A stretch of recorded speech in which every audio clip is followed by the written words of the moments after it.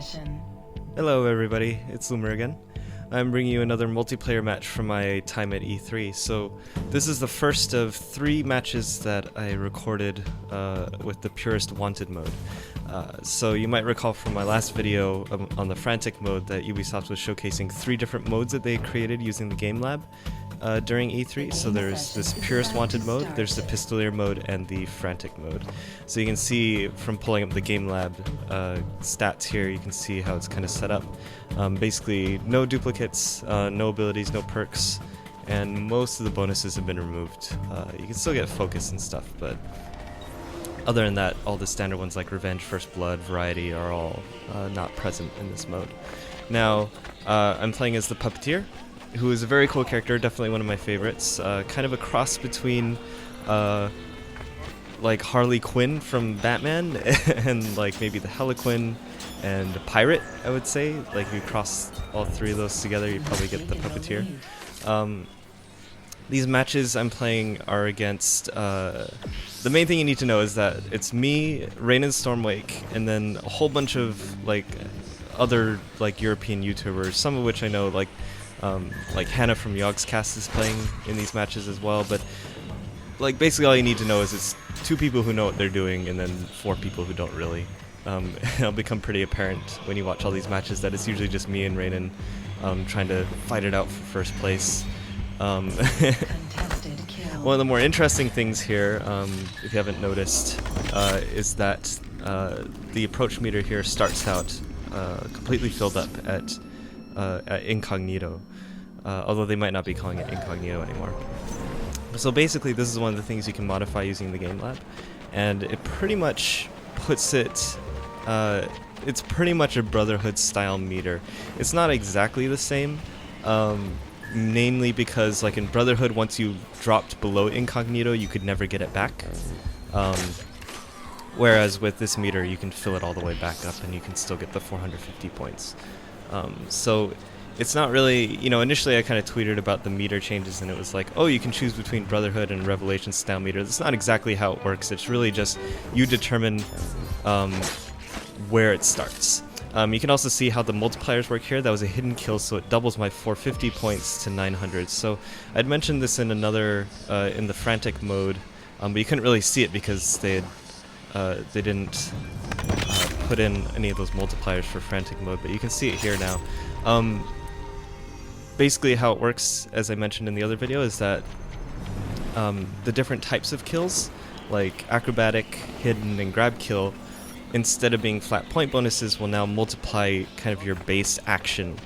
And see here, I initially thought I'd try to get a hidden, but my mind's still kind of in a little bit of AC3/Revelation, or mainly AC3 mode, so I was like, oh, I'll just make up the points by getting an ambush. But there's no ambush in this, at least not in this setup anyway. I don't know if it still exists or not.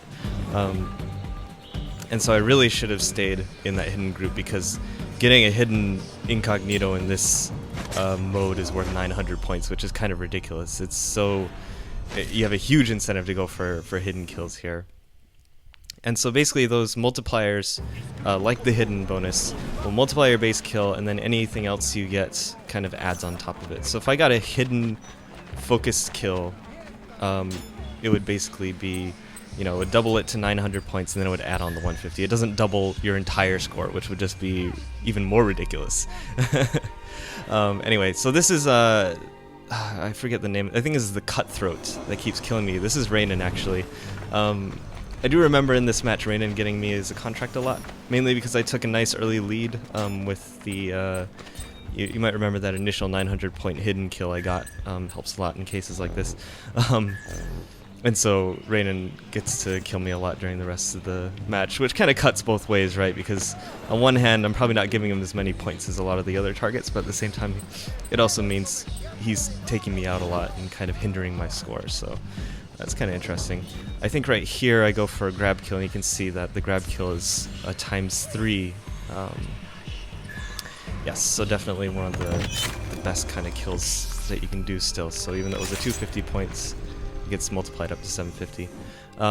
Now Raynon was also recording these, and so if you go check his channel out, you can see his perspective of these matches, which is a lot of fun. I really enjoyed these matches. They're quite fun. So I'll put a link to his perspective of this match in the video description if you want to go check it out. You know, these simple, I keep saying Simple Wanted, but they were calling it Purist. And right here, you know, normally I would have waited for him to stand up so I could grab kill him, but I thought he had seen me, and I was really worried he was going to just wall eject. And so I just went for the acrobatic in that case, in case you're wondering what I was doing there.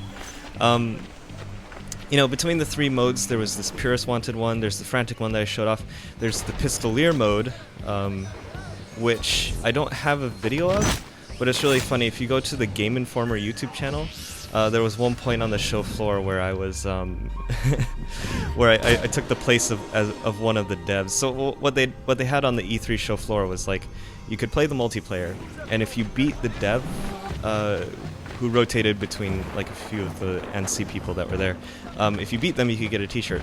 But then they asked me, they were like, hey, do you want to be the person that they have to beat or whatever? Because I hadn't played the Pistolier mode that day. And I was like, sure, why not? So I played 1 round being the quote-unquote dev.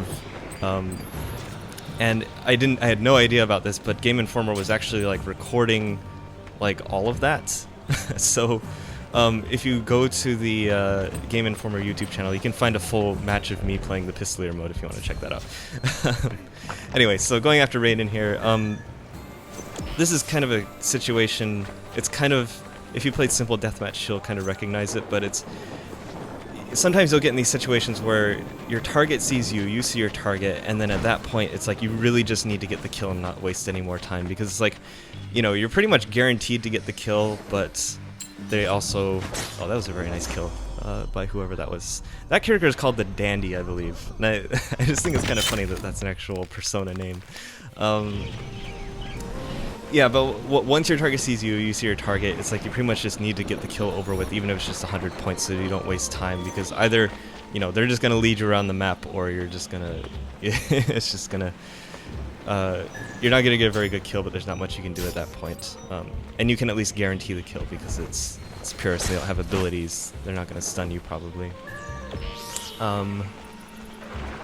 So those multipliers work for, you know, acrobatic, hidden, grab kill. You can adjust the value of them, so you can set it to be a multiplier of 0 if you want, and then you can say, like, you know, hidden kills are worth 0 basically, or you can set them to be fractions, just like contested kills. So contested kills by default are set up to have your base kill, which is a little different from before. So at this point, I'm able to kind of anticipate what's going on here. Initially I was a little worried that Raynon had seen me, and so I was a little worried about it, but then I realized he was chasing my pursuer, and I took it, and I figured he probably wasn't really actually paying too much attention to what I was doing. And because I could see where he was chasing my pursuer, I had a pretty good idea of where he was going to go, so I was able to kind of put myself in a good position to get a grab kill based on where I thought he was going to go. So there's about 20 seconds left, 6,000 points. It's really close. I'm in second place. I really want to take the lead here at the last second. Managed to really, like, last 10 seconds, cut off my target. And now I just need to make sure I have one pursuer. It's possibly Raynon, I know. And I just want to make sure that I at least contest it to kind of help preserve my lead. And so that results in a pretty close end of the first match, which was a lot of fun. I think if you do the math, I don't think contesting it would have made a difference in who took first, but it would have been closer, I think. So anyway, that was a fun first game. You know, I've been putting up a lot of interviews. Make sure you catch up on any of those that you've missed for both Watch Dogs and AC4 single player and multiplayer, and I'll have a couple more interviews and a couple more matches coming up very soon. So I hope you guys enjoy the match, and I'll see you very soon. Bye.